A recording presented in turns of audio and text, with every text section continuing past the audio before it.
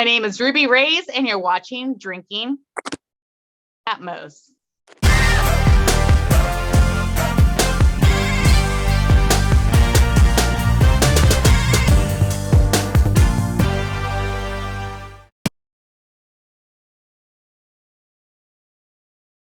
Hey, welcome to Drinking at Moe's. Host Big Mo here. I'm excited. Today I have with me the equal opportunity ass kicker. I'm dubbing her this also right now, the queen of sneaky style, Ruby Raze. How are you doing? Hi, good to see you. I'm doing great. How are you? I'm doing all right. I figured I would lead off with that because I remember a clip you posted on Instagram where you talked about being sneaky, and then I made the reference to Rocky Romero being the king of sneaky style, so that's make you the queen. So I figured I'm gonna go ahead and run with it. I love it. Thank you. And like I said on that post, I did have the honor of training with Rocky several times, so maybe his little sneakiness rubbed off on me. Hey, no better one to learn from. I know I ran into him in some of the shows for the promotion that actually got me started watching independent wrestling when I was stationed down in San Diego, New Wave Pro. Yes. They literally had my first ever independent wrestling show. And another person that you have worked with before, Joey Munoz, Joey Kaos, was actually in the second ever independent wrestling show I ever went to for them. A New Wave Pro? Yeah. Huh. All right. Yeah, Joey Kaos is actually one of my trainers that I probably, besides Tyler Bateman, he's probably the other one that trained me the most. But definitely I'd say my first and foremost trainer, and Joey will say this too, is Tyler Bateman, and then after that it's Kaos. Interesting you bring him up because I'm still having to reschedule the one with Vincent, but I actually just recently released the episode of when I interviewed Dutch, who Bateman there has a history with both of those guys, being former Ring of Honor 6-man tag champs with both of those guys. Yeah, but, I was looking through your Spotify playlist of your stuff, and I saw that you did stuff with Dutch, and I haven't had the honor of meeting him yet, but definitely if it's someone that's good with Tyler, if it's someone that's good with Bateman, they're good with me. Like, I know Dutch and Vincent seem to be amazing people, so I am actually looking forward to listening to that podcast because he seems like a very interesting fellow. Oh yeah, he was one that I had actually scheduled a while back, but some personal stuff that I'll probably go into off camera happened and had to delay it, but we finally got it done, so I'm happy. It is actually my second most watched / listened to episode I've done so far. It sounds kind of funny for me talking about most watched, and some people talk about like couple thousand views, and I'm like, okay, my most watched 2 are sitting at like 72, 71, but I'm picking up steam. You know what? We need to break that. We need to get that broken for you. Let's get you up there. Let's start getting you out there more. Oh yeah, no, I'm definitely doing my work there to try to make that happen. One thing that, going back to training, I actually start off with each of my guests with what got you started as a fan, and then what got you started as a wrestler, because you kind of already went into it training with Kaos and Bateman. Yeah. So it's funny. I literally I was talking to a friend of mine out in Florida, and he asked me today about what exactly got me into professional wrestling. And I told him, period, point blank, it was as a child seeing these female wrestlers go out there and they're beautiful and they're athletic and they don't take crap from anybody. Like that was exactly the female role model that I needed as a child. And that's what they gave me as a child. I was sitting there and like, I'll date myself. I was sitting there watching, Glow as a baby. I remember Glow as an itty bitty baby, whether it was reruns or if it was live, I don't know. But Hollywood, Vine, all these, Ivory, Tina Ferrari, all these people all these females that went on to wrestle, some for WWF at the time, WWF, who went on to do amazing things, but even just there in Glow itself. Glow was such an inspiration to my life that I looked at Glow and I was like, oh, I just want to grow up to be a Glow girl. Like, I want to do this. I want to wrestle. I want to, I want to be pretty, and I want to take no crap from anybody. And I just want to go out there and put on the best that I could do and lo and behold, like, here we are all these lifetimes later, and I get to do that now. And I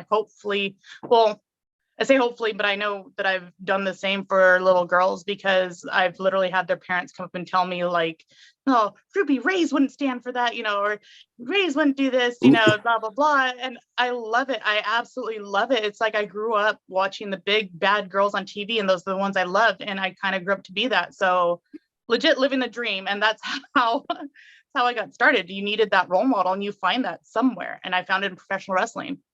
Oh yeah, no, that's perfect, because everybody growing up, like, I know, heck, when I was growing up, there was all those people that I looked up to, maybe dating myself some too, but some of my early favorites, the Road Warriors, Stone Cold Steve Austin. Like, I got to see them both live one time, and I kid you not, the only two people I can ever remember me being on my feet from the moment their music hit to the moment they went back through that curtain. And yeah, no, I can imagine even then for me, I was just thinking that would be awesome to, maybe one day get to have somebody watch me do that and give them that same feeling. Although with some military injuries, that's pretty much not gonna happen the way I was hoping, but shit happens. It's kind of weird when you think about it, about the things that you see when you're a kid that stick with you for like the rest of your life, like they were so influential at the time that it's just there. And here I am, a grown-ass adult, and I still can remember, like it was yesterday, Colonel Nanuchka pinning Americana. Like, I can remember the day that Glow went off air. I can remember the day that I saw China for the first time. When I saw China wrestle a guy for the first time. Like, these things when childhood into your teenagers, obviously, but it's still fresh in my head. Like, I just saw it, and it still influences me the same way. Oh yeah, no, I can imagine getting to see those people. And you bring up some of the getting in some of your shows, getting families and stuff coming up to you, and you've been involved in quite a number of promotions, some of which I have a good deal of familiarity with. We talked a little bit about New Wave Pro for me down in San Diego, and they handful of times had brought in Santino brothers, and you've had a good amount of work with them, Kaos and Bateman being trainers of yours. What have some of those shows been like? Because they actually just had a show you were in, it was night of, and correct me if I'm wrong, Night of the Living Death Match, or it was something along those lines. Yeah. So Santino Brothers is actually my home school. That is where I was trained by Joey Kaos. So it's kind of weird. I came into the business more in the way someone probably did it back in the 1950s and 1940s. You know, I came into wrestling more like an apprenticeship where I trained under Bateman privately on the road.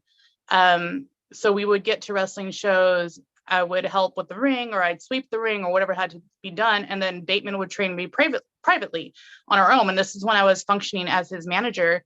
And I did that for 5 years, so that by the end of 5 years, I was in battle royals. I had taken matches as a manager. And when I decided to go to Santino Brothers and train, I trained for 3 months privately under Joey Kaos before he was like, yeah, go out. He's like, you're fine. You were fine before. I just cleaned you up and I'm sending you out to the world. But yeah, Santino Brothers is my home school.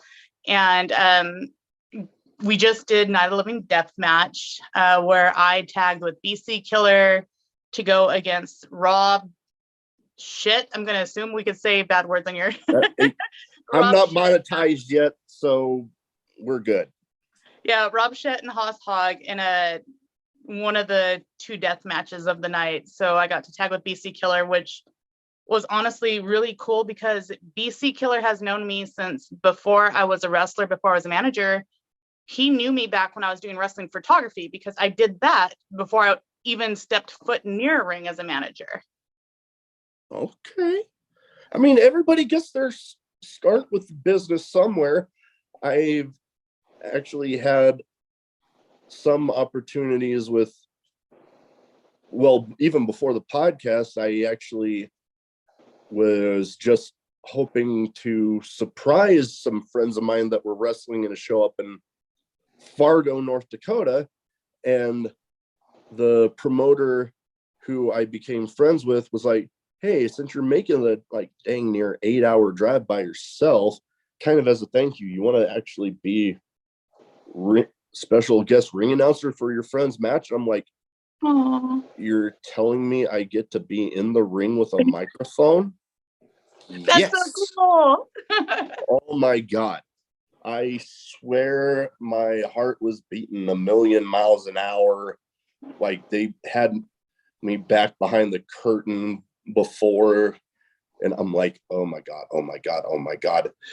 And like another, you know, we talk about equal opportunity ass kicker, and one that definitely got her start definitely as that, and she was in a match with, I'm spacing off on the tag team's name, but one of them is now known as Warhorse against Eric Cannon and the now Ruby Soho.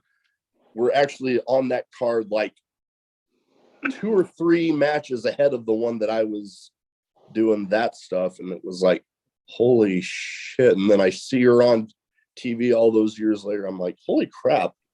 I remember going to the after party and drinking with that lady. Wait, who was it? Ruby Soho. Oh, Ruby Soho. Yeah. So, FKA, or formerly known as Heidi Lovelace, out on the independent That's what circuit. she was going as at the time. Yeah, I got to meet her back in 2016 at Gathering of the Juggalos when we did, because Gathering of the Juggalos used to do women's matches. So I was out there in Ohio for Gathering of the Juggalos for the women's show. And I have a very funny Chris Hero story that comes from that. But she was out there, and I remember pre-show she was in the ring and she was just in there just wrestling around with one of the Christ brothers, and I was just watching her go through chain wrestling and stuff like that. And you know, obviously she's super talented. So it was cool. Like I think that was my first and only time I actually ever got some interaction with her, is just that we shared a locker room for that one show. But yeah. No, and you know what perfect segue, that Gathering of the Juggalos for Juggalo Championship Wrestling there. That was actually one of the other promotions that I saw that you had at least a match in. What was that like? Because I mean, I've had some other friends that have wrestled in a few of those events, and like I've heard some stories from them, but I want to hear some more, because that's some crazy shit that I hear go on there. I thrive on that type of shit. Like, so at the time, you know, I'm still over here with Bateman, and he had warned me about Gathering of the Juggalos because Kevin Gill, actually, we all know Kevin Gill. KG was the one that connected me to there, and he got me on the show, and I wound up doing a loop with Rockstar Pro and Gathering of the Juggalos in Ohio that weekend. And so Bateman had warned me. He's like, hey, it's Gathering of the Juggalos, it's wrestling. He's like, so these are the things that might happen. You might have bottles of piss thrown at you. You might have this done to you. You might have that done to you. And I'm like, oh, buddy, well, you know, I'm still going to go. So I went out to there, and honestly, this is like going to the Gathering of the Juggalos alone as a female wrestler from Southern California is probably one of the most adventurous things I feel like I have ever done, because you know, you show up. I took a flight, so I wind up at this hotel, and I go do Rockstar Pro Wrestling the night before, and I have a match with Lufisto. Love Lufisto. Me and her have like a really great history with each other. We've feuded across like I think 5 different states. So I have a match with her in Ohio, and then I know the next day I'm going to the Gathering, and I literally get dropped off at the front of this. It's on Indian reservation, or it used to be, right? I'm wanting to say something. I've heard of those, yeah. Yeah, so I'm going and I'm walking through there, and I'm just literally whatever. I have a rolly bag. I go find the area. I put my rolly bag down. No, I don't even get there. I'm walking around with a rolly bag. And I walk down to like the main stage area, and I see all these like carnival rides, and I see concerts going on. I see all this stuff going on. And there I am with my little rolly bag walking around like, okay, I don't know where I'm going. And as I'm walking through a crowd, this large figure kind of like steps in front of me, and I'm like, oh, I'm not looking up to see who this is. I'm kind of looking down to make sure I'm not stepping on anything. I was like, oh, sorry. And so I go around this large figure, and I walk a little bit more, and then I see another large figure in front of me. I was like, oh, and I go around the other way. And then literally on the third time, this person steps in front of me again, and I'm about to be like, listen, mother. And then I look up, and it's Chris Hero. Oh, God. He's like, hi. I'm like, oh my God.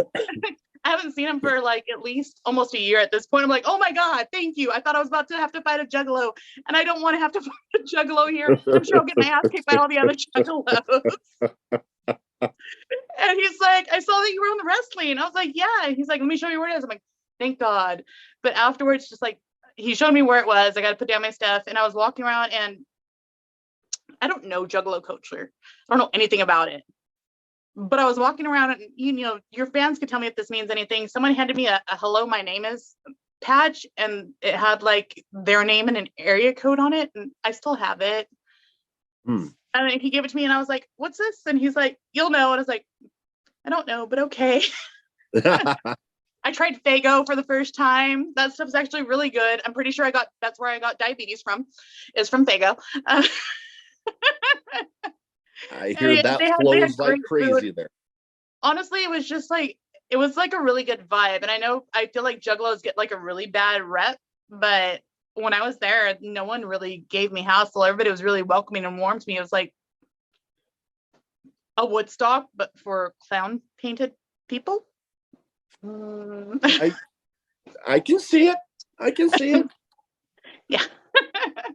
kind of like and I mean, the wrestling show and that vibe reminds me kind of the old WCW pay-per-views, the Road Wilds they did up in oh damn,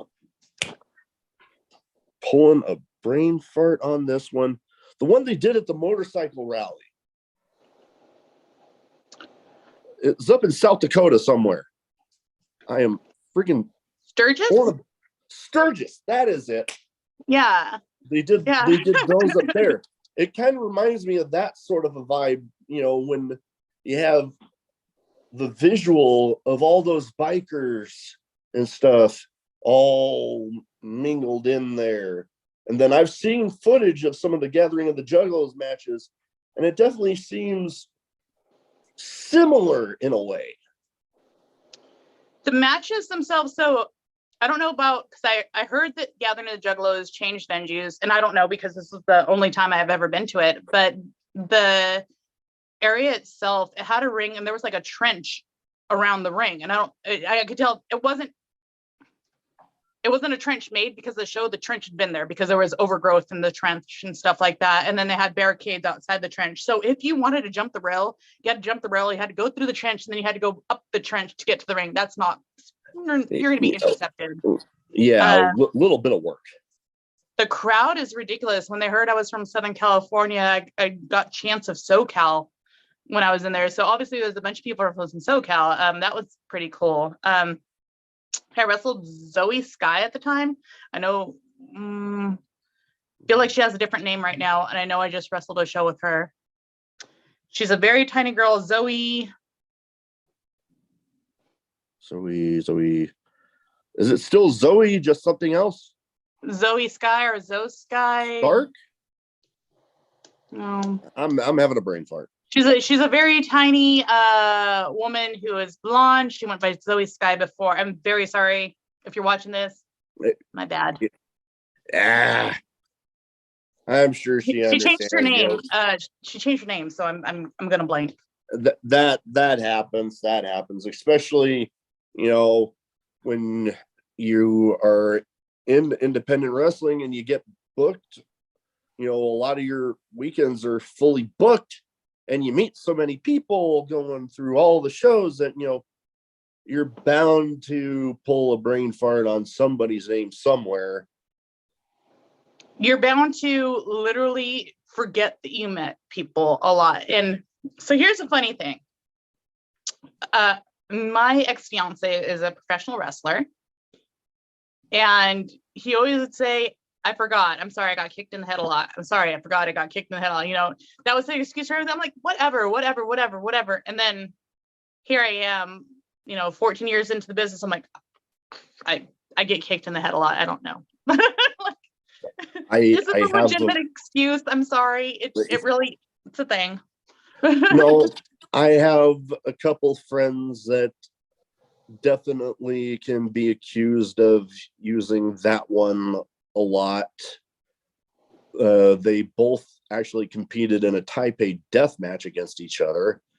I still think they were insane about that. And one of the two, I think he's even more insane for winning this match, but he actually just had it, a no rope barbed wire match. And I was actually front row for it. And I'm like, ow. Do you remember where it was? Here in Omaha. Okay, wait a minute. Hold on. Here in Omaha, but you used to live in San Diego then? Yeah, I was stationed out there. Oh, okay. For some reason, I thought you were still in San Diego right now. No, I'm actually out in Omaha. I was in San Diego from, I want to say, beginning of 2009 through, it was probably about June of 2012. Okay. All right. But yeah, I was just getting back from deployment when New Wave held their final show.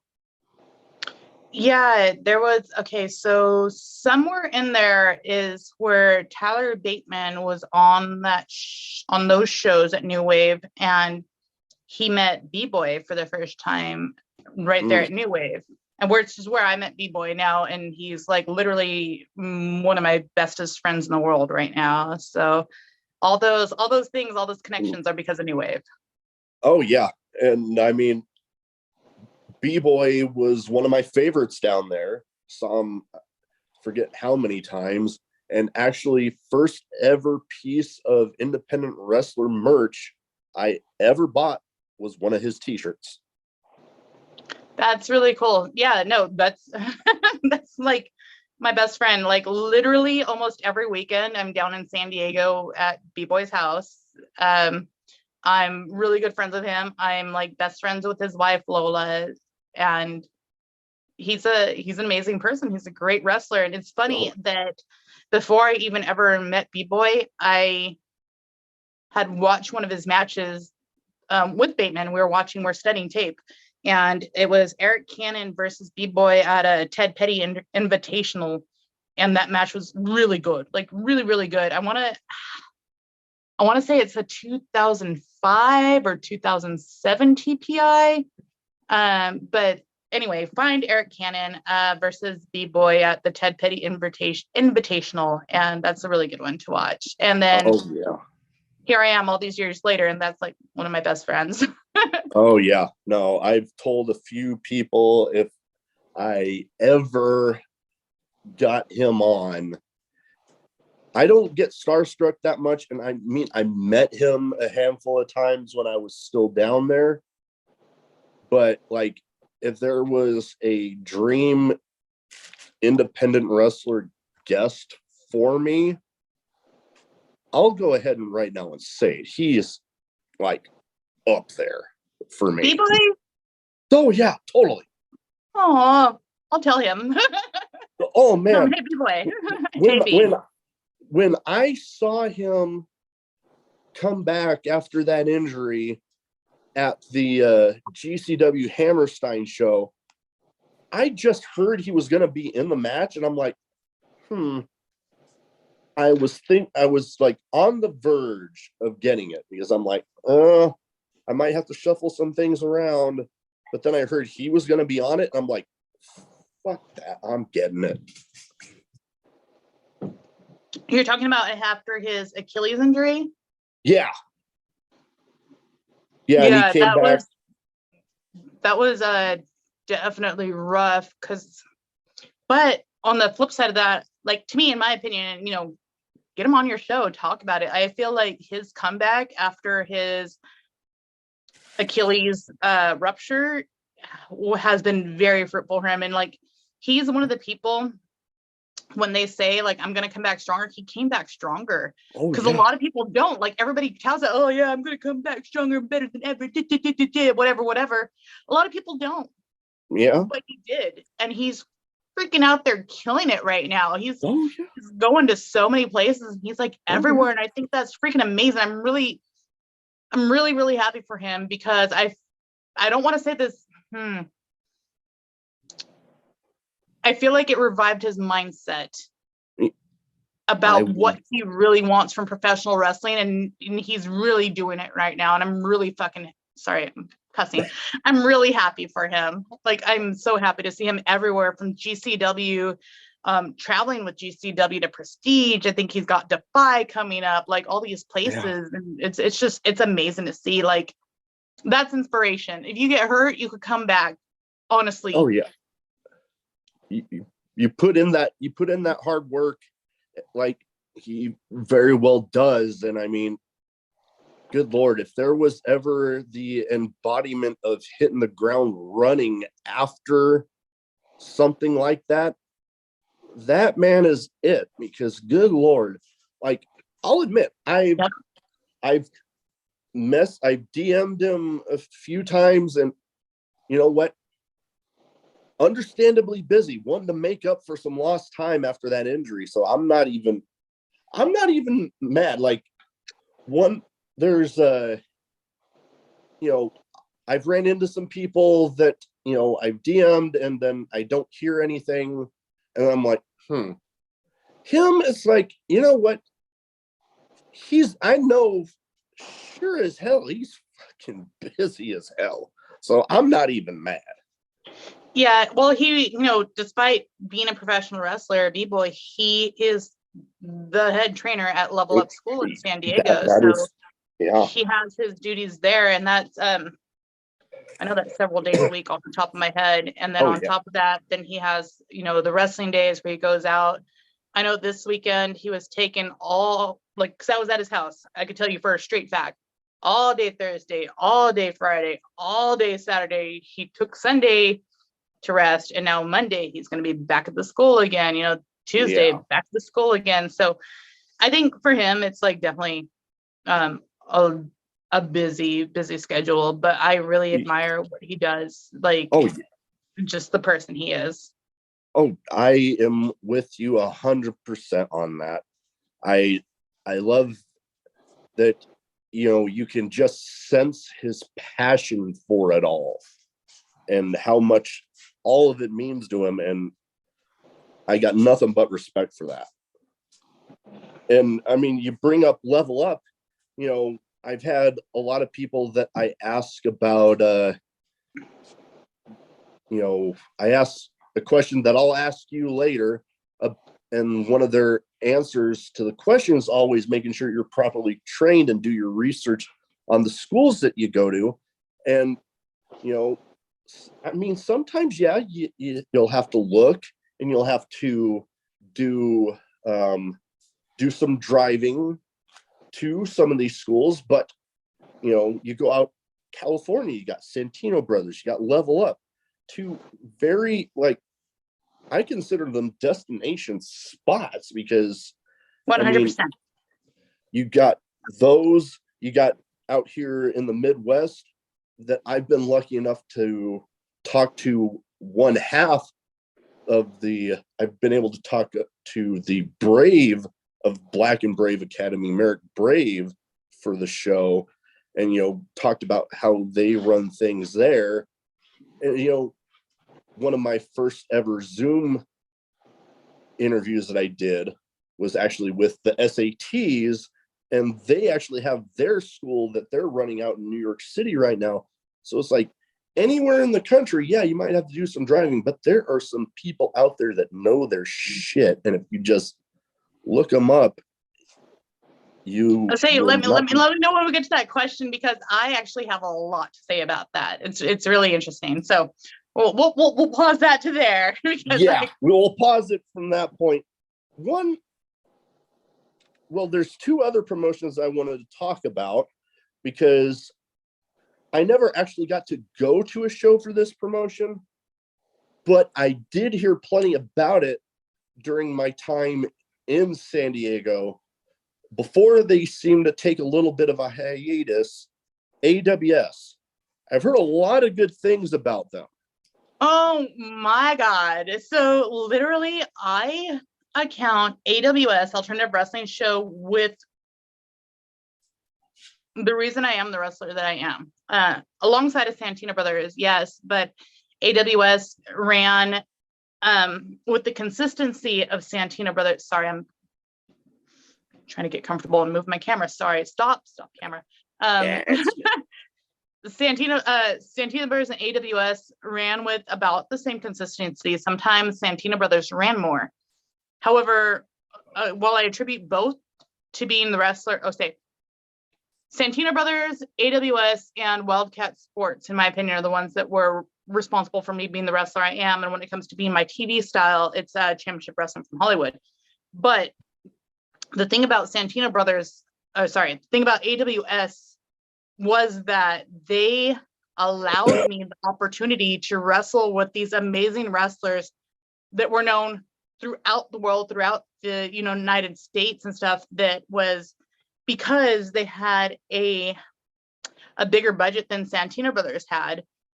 So from the get-go, AWS gave me opponents such as Lufisto, such as Priscilla, Mercedes. There were all these. Taya. I had a great feud with Taya at AWS. Like, it was really amazing the things I got to do there. AWS afforded me. They hated intergender wrestling, but they afforded me opportunities against Willie Mack for a title, against Bad Dude Tito. Like, AWS, in my opinion, if you were in Southern California, this was the spot that you wanted to work at, because they brought in these people for you. So as a young wrestler, in my first couple years, in my formative years, I learned so much from Candice LeRae, from Lufisto, from all these amazing women who had been in the business for a long time. And after the pandemic, AWS hasn't come back.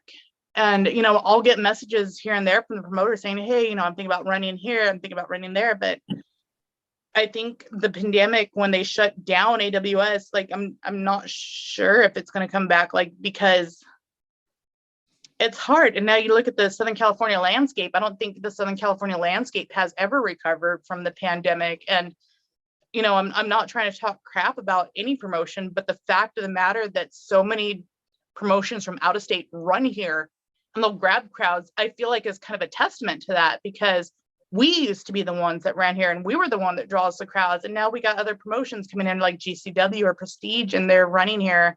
And it's kind of sad, but at the same time, like, if no one else is going to pick up, then yeah, why not? If nobody else is going to do it, I mean, somebody's got to run in there. But you brought up intergender wrestling, and I mean, we mentioned a little bit about the equal opportunity ass kicker. One thing that intergender wrestling has had its detractors, but there are a lot of promotions out there right now that are starting to feature it a little more, some even on a national TV scale. And I know for myself, I feel like it's like, everybody wants equality and, wants to prove that, everybody can go with the best. So it's like, if you want to go with the best, heck, if you, regardless of damn gender, put them together. What better way to prove that you can go with the best than just take two people that are freaking amazing and just letting them go? So, big shocker, there's a lot of people that are opposed to that.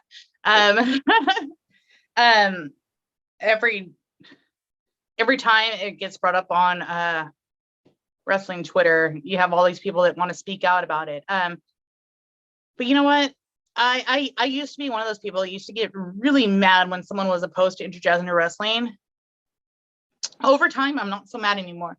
So here's the thing. At Santina Brothers, when I was there, I was the only girl there. So I wrestled guys. And then when it came to shows, I wrestled guys, and that's fine.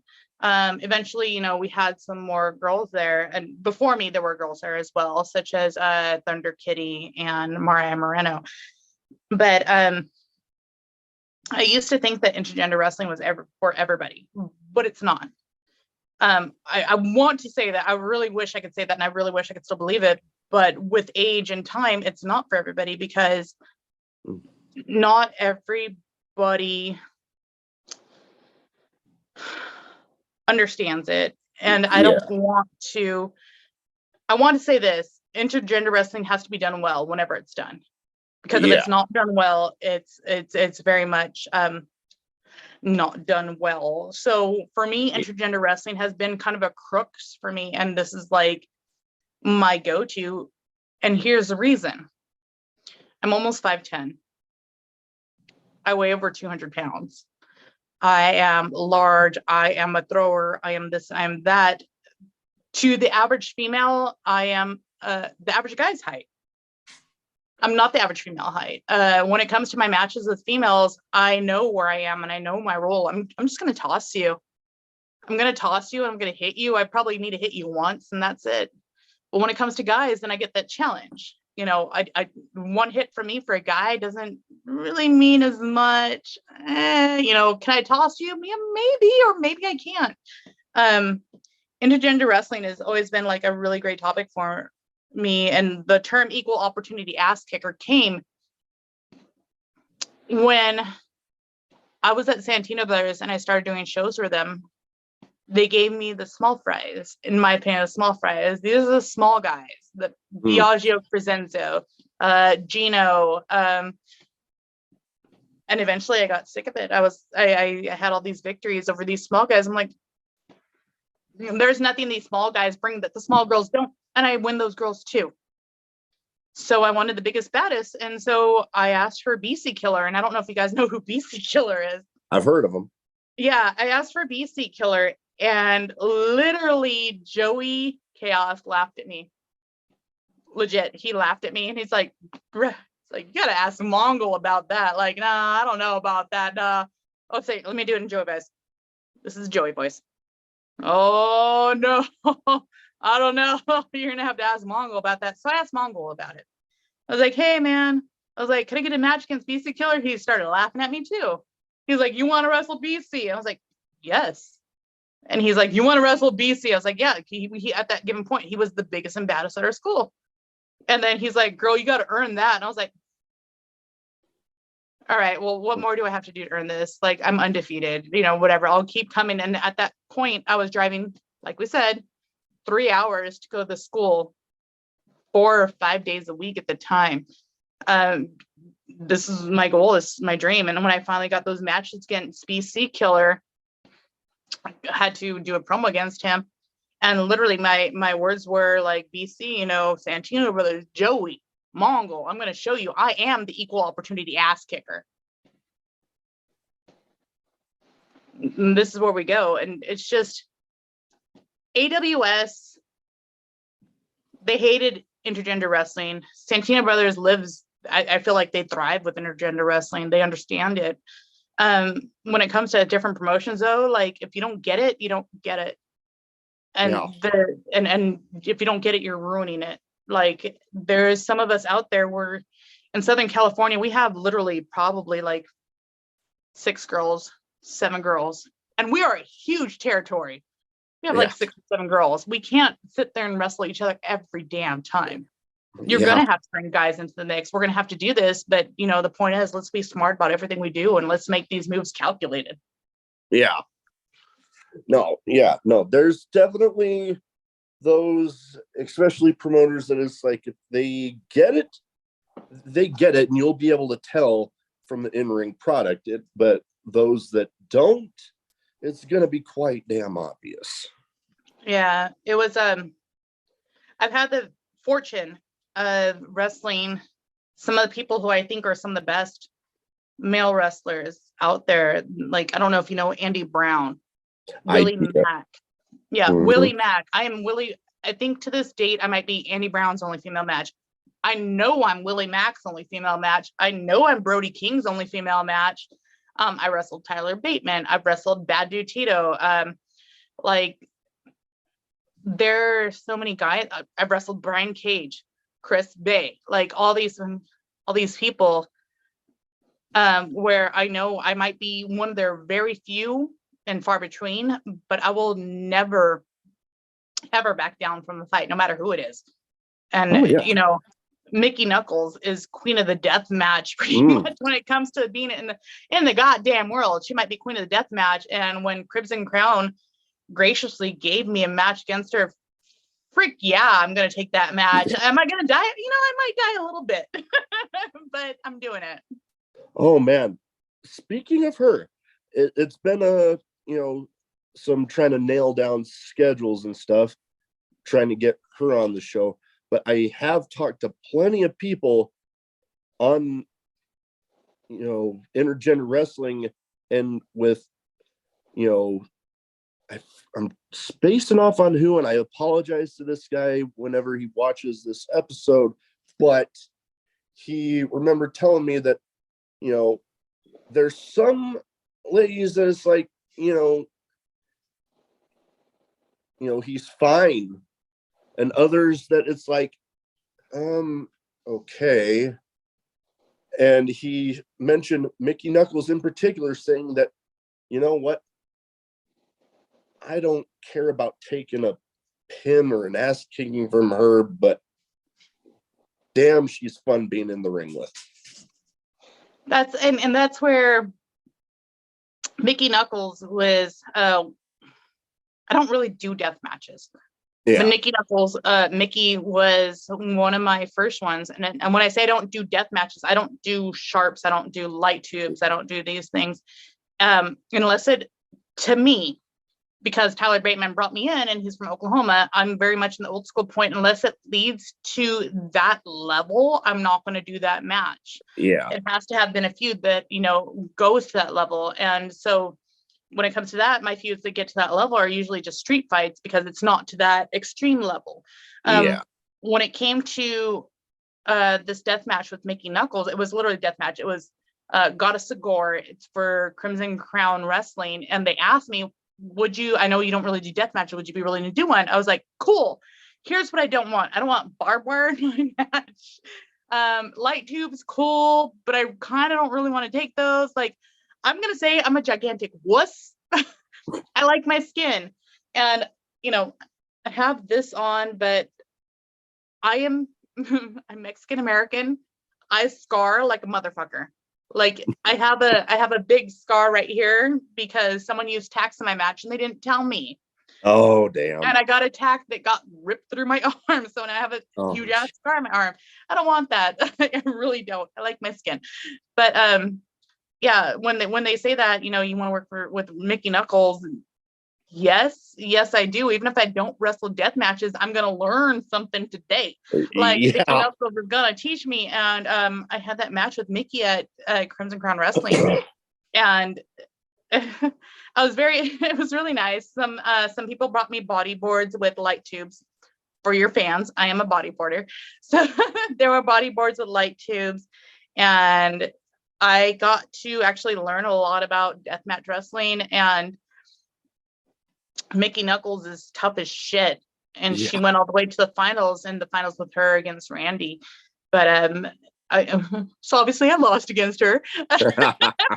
But my loss against her, like it was glorious. And I don't care if it's really weird. You could break anything you want over my head, but leave it off my shoulders and my arms. And it's like literally later that night, I was out there and I was like watching matches, and I was very fortunate. My brother Hunter Freeman, who is now he's like a deathmatch king. Oh my God, what happened to you?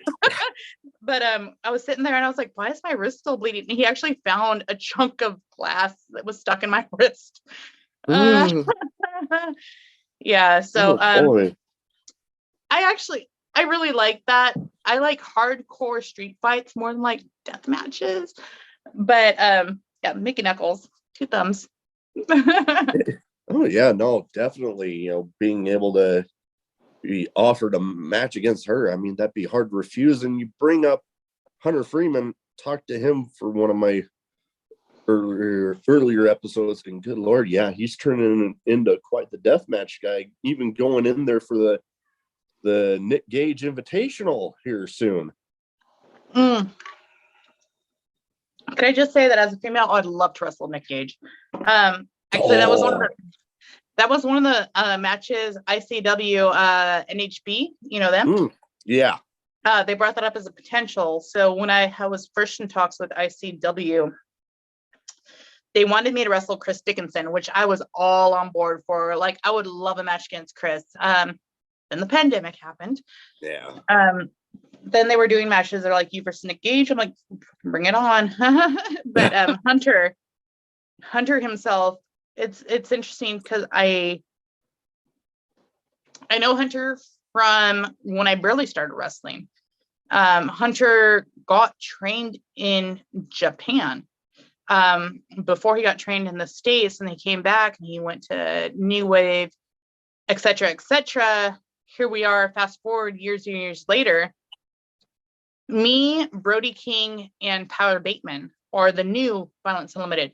By the way, there's an old Violence Unlimited. I know you see the name now, but there's an old Violence Unlimited, which is me, Tyler Bateman, Funnybone, and Simon Gotch. That was the original Violence Unlimited.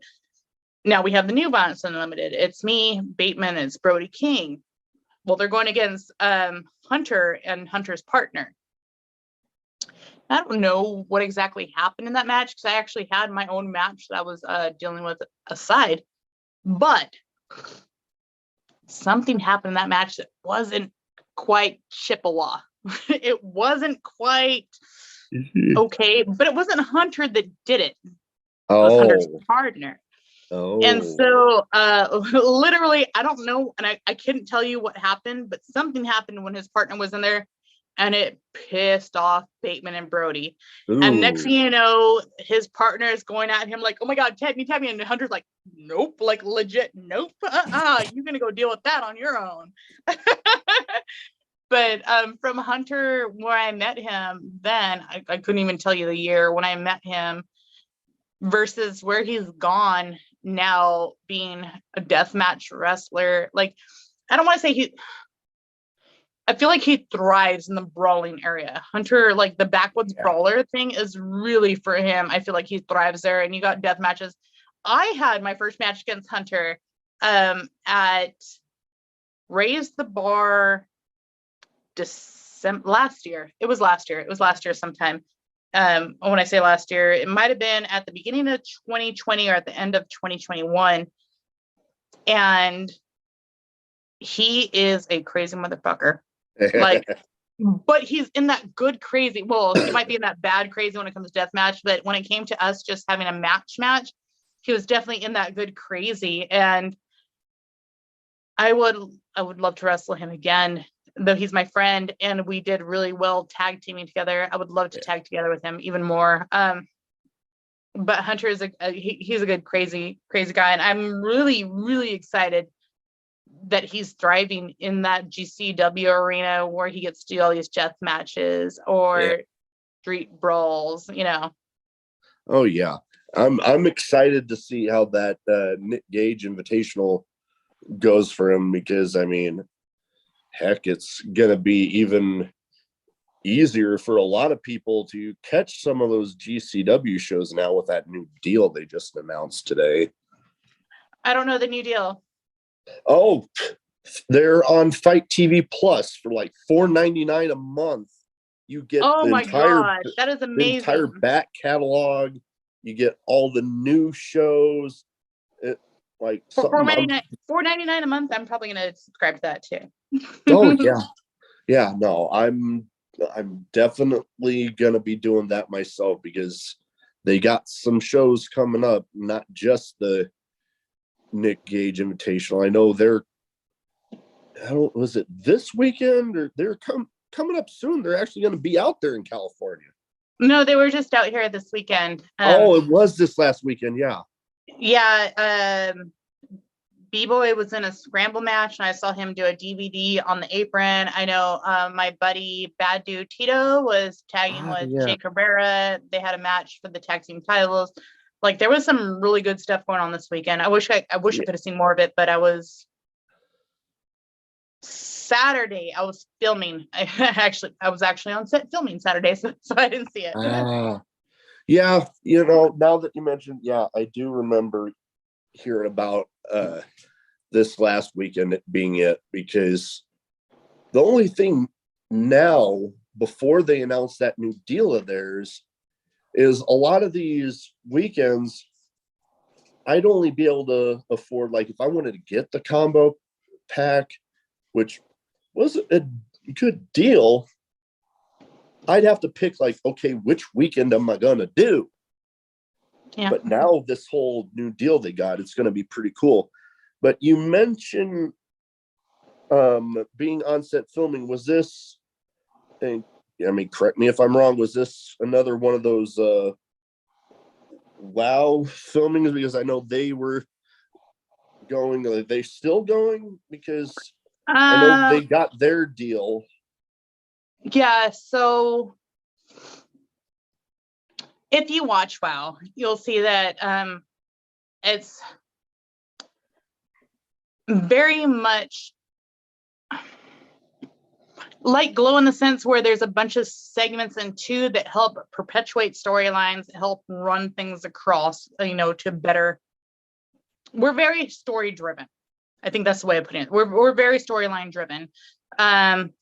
Usually the things that you think don't mean anything actually do mean something in the end. Like, you just gotta pay attention to the storylines. There's nothing is arbitrary. Nothing is just because. So yes, I got called to film for WoW. What I filmed for WoW this weekend is very important. So we'll see that eventually. But thing with WoW is that we've never had anything that's just off the hinge and we're just gonna film it. I think that's the best thing. One of the best things. We have a tremendous female roster of people that were wrestlers before that people are wrestlers now, which is great. But that's kind of also the caveat of working for a company like this, is that you could be on what you think is downtime, and then all of a sudden you're going to get a call and you're like, hey, come film this. Oh, crap. Okay. Yeah. Let's go. Yeah, I can imagine that being a bit chaotic. And I remember hearing about the TV deal, and then I'm like, okay, I gotta find the dang channel. And then I'm like, wait, what channel was it on again? And then I'm like, oh wait, I gotta find where I found that. I mean, I can help with that. Like, I know how to help with that. But yeah. when it comes to the whole like TV station and all thing like that, is literally, since we are in syndication, we're in syndication across 100% of the United States. When people are like, oh, can't you tell me where I am? Can't you tell me where I am? Blah, blah, blah. I'm like, bro, like, I would have to ask too many questions to figure out where you are. It would be like, can you tell me what city you live in? Okay. Can you tell me what your cable providers are? Okay. Can you tell me, like, I got to ask too many questions to figure out. And I can't, like, I don't feel comfortable asking you all those questions. Like, oh yeah. The really weird thing is, when I put up there, like, check your local listings, they're like, oh, I can't find it. I'm like, do you know how to check your local listings? Because it's literally just use the search function. Yeah. Any more, you can just get that. And yeah. And everybody's like, and people are like, hey, Ruby Raze, I can't find it. I was like, use the search function. Your cable has it. If you don't have cable, like, you're gonna have to wait till next week, because that's when it goes on YouTube. Like, yeah, and I mean, that's all I got for you. Yeah, I don't necessarily have cable. I do have YouTube TV, which, I mean, it pretty much acts just like. Well, cable. See, you got YouTube TV, so from what I heard, it's on YouTube TV, but let's, like, even go past that, like, specifically WoW. Okay, so on Saturday is when WoW comes on. Before WoW comes on is last week's episode that drops on YouTube. After WoW comes on Saturday, Sunday passes, Monday on YouTube gets all the matches. Like, so if you want to watch all the matches, if you just keep up with the YouTube channel, like, all the points of the whole episode are distributed there. So definitely. It's literally easy, or it just be a week behind. And then, I think this week is episode 8 drops, like, on TV, and then episode 7 will drop on YouTube this week, so you can watch it. Like, you'll get both, 2 for the price of 1. Why not? When I got 2 things that to kind of round off the episode. I got one's bit of a name game. I name off some people that you've shared the ring with one way or another, teaming with them, being their opponent. And then I got what I used to call it speed round, but it never went that quick. So I just changed the name to a random question round, where some questions might be wrestling related, some might not be. We'll get with the name game round. Like I said, people you've shared the ring with one way or another. Joey Kaos. He's a tough guy. He's a tough guy, and I'll tell you why. Because, sorry, are these supposed to be quick? No, they don't have to be.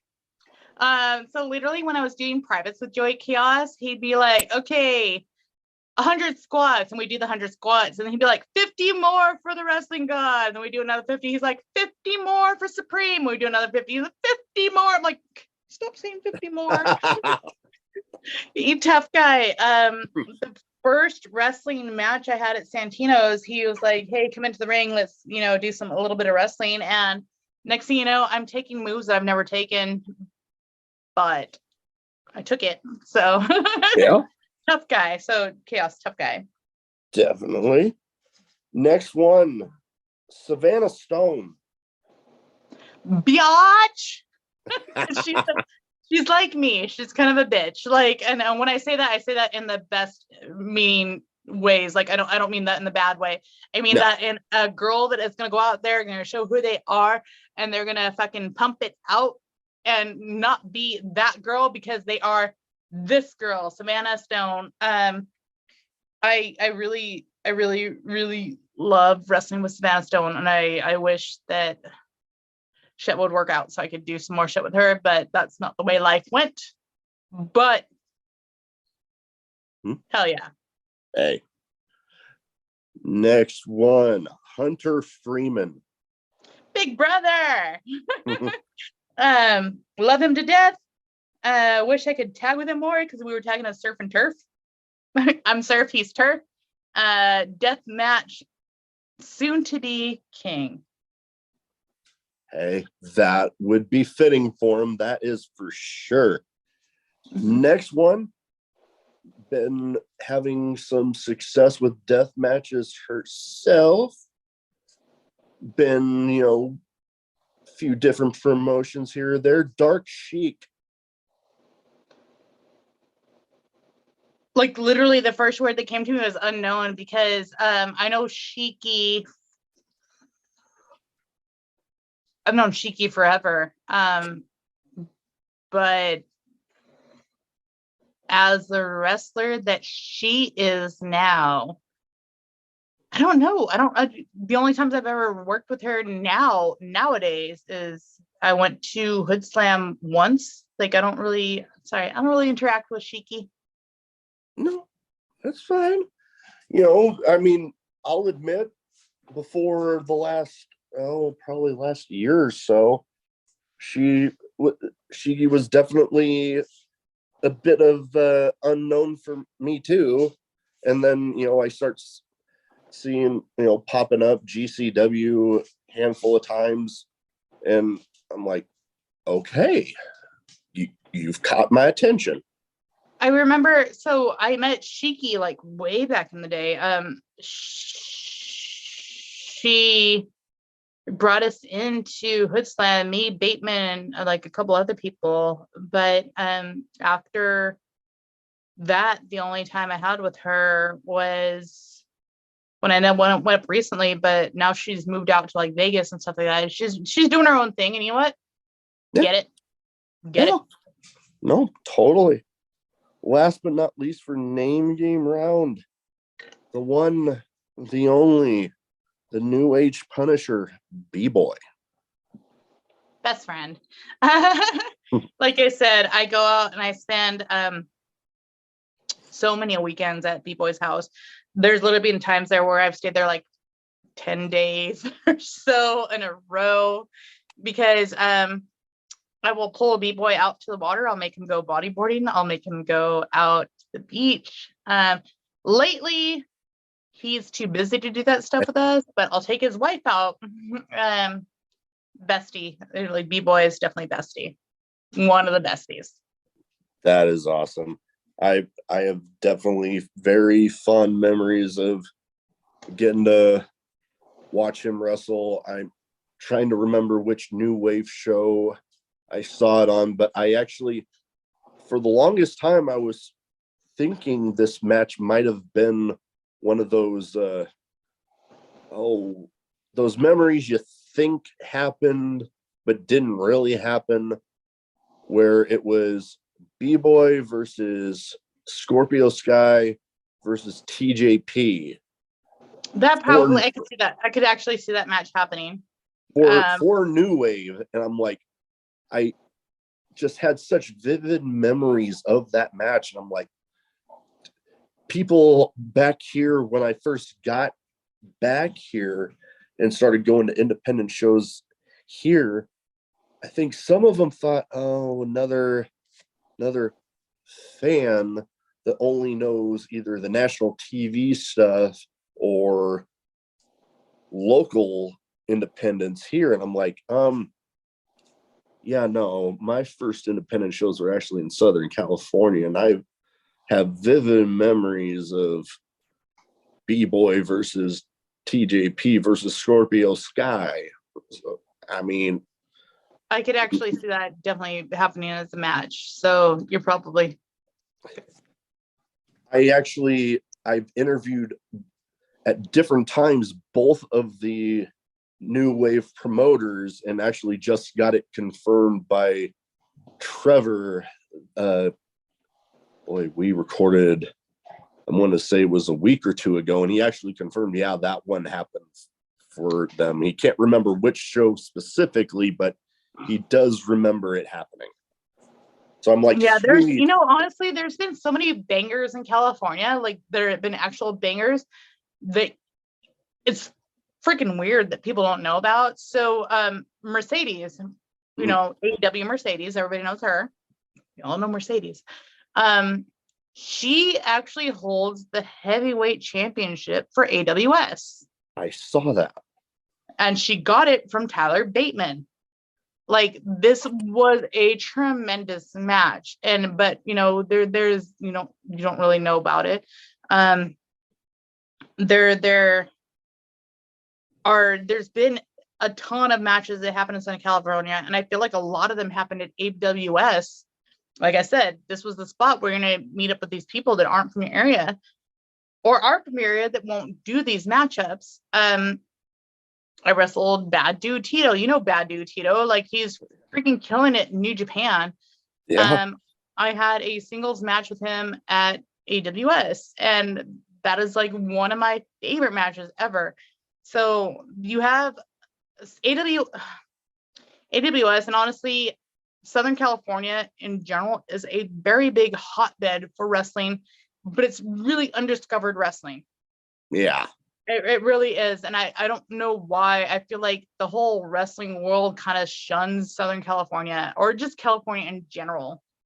But we do so much good shit out here and nobody sees it because I feel like we're on our own island out here. Like you have the East Coast and then you have the mid states and everybody knows about the East Coast and mid states, and Southern California or the West Coast is just kind of like. Yeah, I can see that being the case. I guess for myself, ever since I've been out there, I mean, I always kind of kept, tried to keep in the loop with it myself because I'm like, I guess I've always, and I've actually mentioned this to, Chris Cadillac and, Chris Cadillac. One of my good buddies and SoCal Crazy. I've said that I consider my time in San Diego and San Diego in general kind of in a way a second home because I mean for 3.5 out of my 4-year enlistment it was home. Mm-hmm. So yeah. Then then you kind of get it because you've been here and you've seen the stuff that's happened here. Like we have some really, really amazing stuff that goes on in Southern California, and a lot of it is from these Southern California based companies because we're the one that's going to put over our own people. Like AWS was going to put over its own people. I have wins over Lufisto, I have wins over Candice LeRae, I have wins over Jordan Grace and all this and that. It wasn't from this other company that ran in this other state. It's from here. Yeah. It's from here. And these are the companies that pushed Southern California to get to the spots and, push these people to go out and do some really dope things. And I honestly don't think a lot of who I am or a lot of what I've done would have come if it wasn't for Santino Brothers, if it wasn't for AWS. Those are the two big companies out here that really pushed me and that really gave me what I needed to help me thrive. And I mean, AWS is gone now, but we still have Santino Brothers. But honestly, I also feel that Santino Brothers is still recovering from pandemic. Yeah, and I like to think, especially recently, it seems like Santino's has started picking up the pace a little bit. They at least have seemed to me like it's been picking up a little. Yes, definitely yes. To me, from like literally from my heart and from my soul, we're not picking up the pace until we're running consistently once a month at a great venue and stuff like that. And we used to run them once a week, but let's go once a month at a great venue and using all the talent that we have at our disposal, because Santina Brothers is responsible for me, and I'm at WOW for Simone, and Simone's at WOW for Brody, and Brody's at AEW for Bateman. Granted, I know that Bateman trained otherwise before Santina Brothers, but Bateman was at ROH, like Jake Atlas, and Jake Atlas went to WWE. Like Santina Brothers here in Southern California was a really gold standard. If you could even get to the point where you're going to go and debut with us, you've held your own. And so I'd like to see a lot of that. I like to see a lot more investment into the people that are here that actually we're going to go do good things. But if you got to invest in us, you can't just leave us hanging out here because we're in this island that we call Southern California and none of these people are around us. Oh yeah, no. And my hope is that things start picking up even more and you get to that point where you are running those consistent, at the very least once a month, good venues and all that, so people can start really paying attention to all the good stuff that really is going on out there. I think the people want it. I think they want it, and they want it from the local people. And I understand that GCW, Prestige, and all these people will come and run down here in Southern California, but you want to see homegrown talent. You really do. You want to see the people that you've watched come up. And I'm sure as a fan, like, you want to see the people from your area just thrive. Yeah, no, that is true. There is that little extra something special when you're seeing somebody that's from your area that's really getting that rocket ship strapped under them and just boom going. It just makes you feel like that little extra something is like, what, I remember seeing them when they really started getting going, and just love seeing everything they're doing. Exactly. You love seeing the growth. You love seeing the journey. You love seeing like, oh, I saw this person's first match. Oh my God, now they're having a match against these people. Like, you love that. And I want to see more of that. I want to see more investment into who the people are now. Let's do it. No, yeah. Anyways, next, and going on to calling it the random question round because it never went that quick. So like I said, some wrestling related, some not. Answer how you see fit and give me as quick or a little bit longer if you want. First question: craziest in-match moment. And I've heard some crazy ones. So I would say the craziest in-match moment is when me and Tyler Bateman, I was managing him.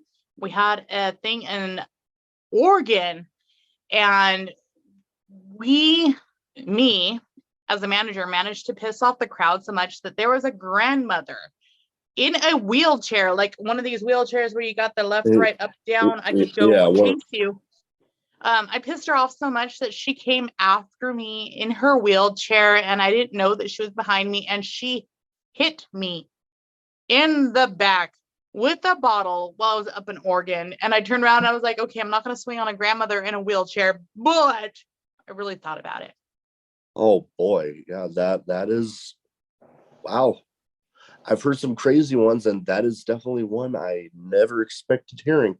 That is I got Nana. that is something. We mentioned a little bit about the show Drinking at Moe's. What would you say is your favorite drink, alcoholic or non?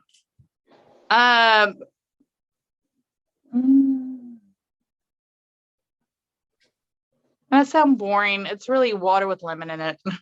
Sorry, I got nothing cool. No, nothing wrong with that. You know, everybody's got their own. I mean, I'll admit I'm a bit of a Dr. Pepper fiend. Oh, You know, Dr. Pepper Zero, definitely. Zero, not Diet Dr. Pepper. You gotta got Dr. Pepper Zero. That's the one. I do like the zero sugar cherry one. Try the zero sugar Dr. Pepper. It's like the dark brown or dark whatever. Yeah, black. I've seen that one. Yeah, get that one. That I've had it before. It ain't bad. And I mean, alcoholic, I'm more of a beer guy than anything, but that's everybody. Alcohol wise, like if we're gonna split it up, okay, so regular day basis, water with lemon. If I'm gonna go alcohol wise, it's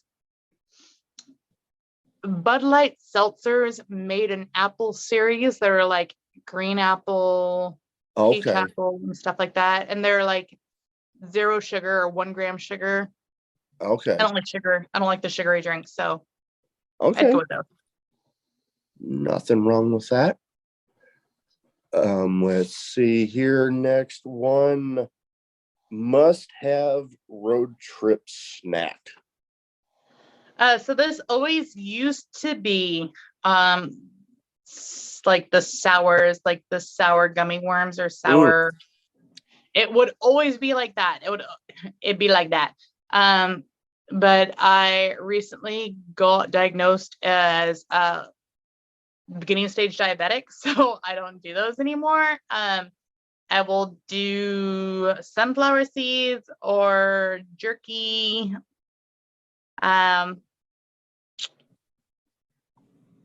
Also Quest cookies and Quest chips. Okay. Nothing wrong with that. Next, last but not least, and I mentioned that I would be asking this one, best advice for anybody getting into wrestling.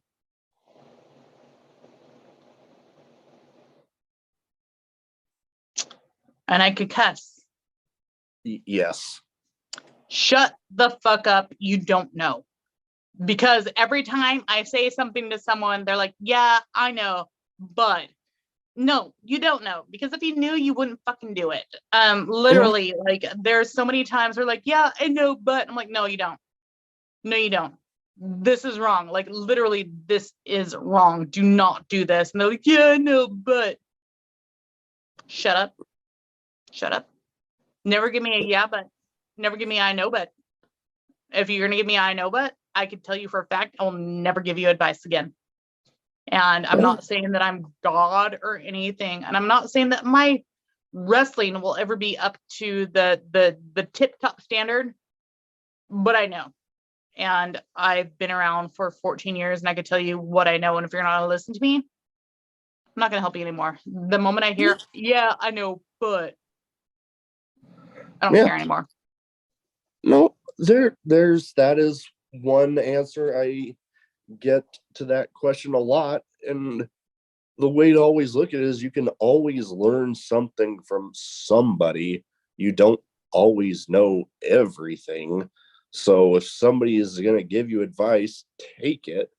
And you know, I mean, your people are going to use it as they will, but you know, as long as you go into it thinking, you know, you can always learn something new from somebody.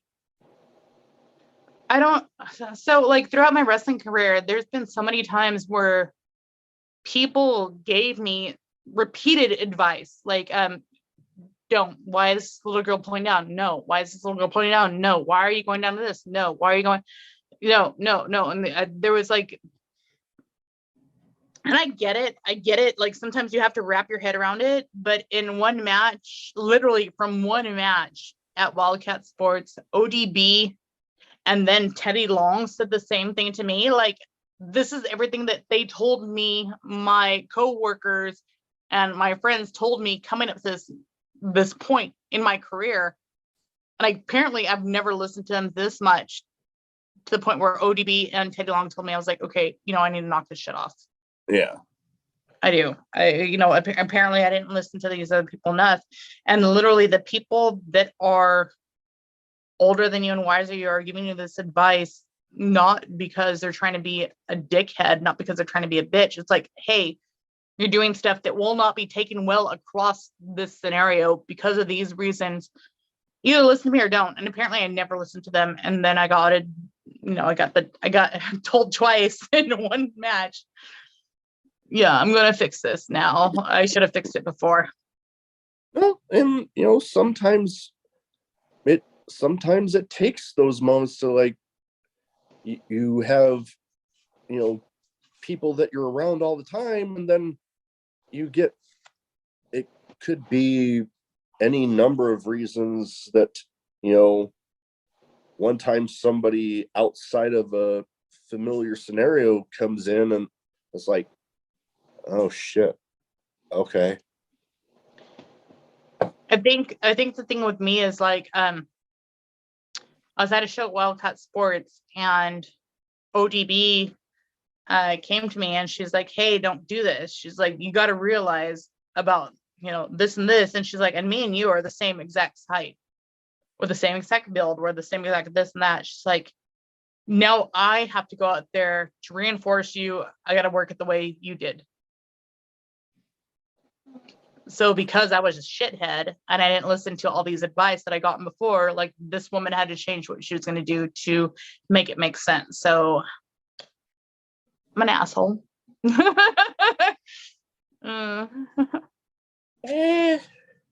Shit happens, and but I learned, like, literally, like, all this stuff, it. like, you learn. I learned, and I won't do that anymore. Literally, that night between ODB and Teddy Long changed me, like, and it really sucks because it should have changed me when my brothers at Santina Brothers told me this, but it didn't, because I'm trying to be nice and I'm a girl and blah, blah, blah.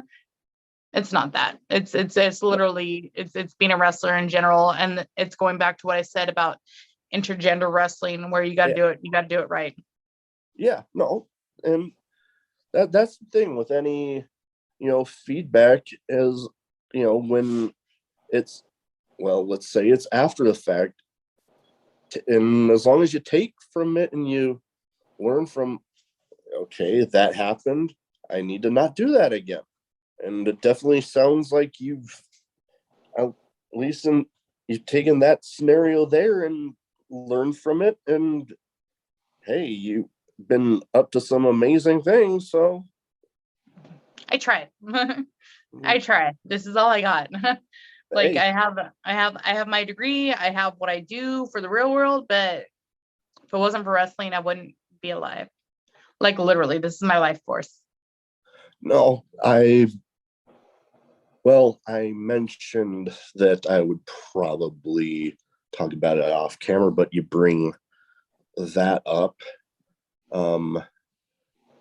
And well, it kind of comes into fruition now with the news that Carmella brought up recently with her and Corey Graves there had gone through a miscarriage not too long ago, and then recently had another pregnancy loss. My wife and I last Christmas, well, it was like right before it, we were pregnant and miscarriage happened, and then we tried again, and they were actually due this month, and they showed up like very late July. They're why I got, well, if I can show this, they only made it about a week. So I took a break from this. I took a break from going to shows, and it was really the escape I got from slowly going back into the shows, and the support of my wife that I didn't completely lose it. So, pro wrestling, and that's why I started the show back up, because I almost completely dropped it. Mm-hmm. And, like you, pro wrestling helped me, so I'm wanting to help it. That's it's really it. I don't mean to get anybody emotional. So, I talked about this with WoW, but I haven't really talked about it otherwise. But back in 2017, I got sick and I didn't know why. Like, we didn't know why. We didn't know why. We did all these tests, and I was come to find out that I was growing tumors in my body, and I had to have an emergency surgery because they were like, "Oh shit, we got to get this stuff out of you." Turns out that they were cancer, and then I grow cancer tumors. That's my superpower. But what ended up helping, and it's really fucking weird. There was something weird about that time where I got depressed. Like, I got depressed, and I got anxiety, and I've never had depression or anxiety in my life, and I didn't know that. I didn't know why, and it wasn't. I feel like it was after the fact, after I found out, like, oh, I'm growing tumors. Like, well, this is why you had that shit. Duh. Like, your body's trying to tell you something. There's something not right. But professional wrestling was literally one of the things that really, really helped me through that spot of getting cancer, of getting these tumors and stuff like that. Because for me, this sounds really twisted. I could go to the ring and I could take out my aggression, or I could take the punishment that I felt that I needed at that given point. So I completely understand. On the mental level, obviously, on the, it's a little different on the physical level versus me taking boots to the face versus you taking verbal boots to the face. But it's essentially the same. Like, there is an emotionality that gets brought through in professional wrestling that isn't quite brought through in any other sport or any other really form of entertainment. So I understand and I get it, and I sympathize with what you went through, but just know that the wrestling escape isn't uncommon. Yep. And I actually, one of my first shows I actually watched, and we brought up Kevin Gill earlier, it was a GCW show that he was on commentary for, and I told him that it was going to be one of my first shows that I was watching since everything. He said, "Oh, tweet me during the show," and I'm like, I tweeted at him something about it being an escape after everything, it being an escape watching the show. And he actually brought up my tweet during commentary. I'm like, oh, dude, I was not expecting that, but that's pretty awesome. I remember specifically one day I was really, really down. And I looked at Bateman. I was like, I'm going to training today. I know we aren't going to train, but I'm going to train today. And he's like, you are? I was like, yeah, I'm going to go take heat. I'm going to go take heat. I want literally, and then that translates to the people that don't understand. That's like, I'm going to go let people beat me up right now. Like, I just, because there is something in there where it's like, well, am I going to go wrestle? I'm going to do something productive and learn how to do some shit, or learn how to take some shit. Or am I going to go down a rabbit hole of substance abuse, or, alcohol abuse, or even, not that I would, but self-mutilation or something like that. So we're very fucking fortunate as wrestlers that we have an outlet where we get hit, we take shit. But I don't know in general, I don't know where I would have been at this given point if it wasn't for professional wrestling when it came to that point in my life. And I don't, like I said, I don't talk about it much because of this. Oh no, I trust but me. you know, we all have our shit that we go through. You know, I saw B-Boy battle his demons when it came to his Achilles tendon, and that hurt. You know, when other professional wrestlers get hurt, when, you know, even to the point when other professional wrestlers, it's really weird when they don't get the amount of bookings they should get. Because here's the thing about professional wrestlers: if we're not fighting, if we're not out there performing, if we're not fighting, if we're not taking shit, if we're not giving shit, if not that, then who am I? Because we give our entire life to the sport, and I don't know another sport, and maybe there is, I don't know another sport that gives yourself where there's no off season. There is no training period. There's no resting period. There's no nothing like that. Professional wrestling is all year round. It's every day. And if you want to do something with professional wrestling, you have to put into it. And if you're not putting into it, you're not going to get shit out. Yeah, no. And I mean, we go back to that last question of mine for the random question round. You know, if you're not gonna put into it, you're not gonna get anything out of it.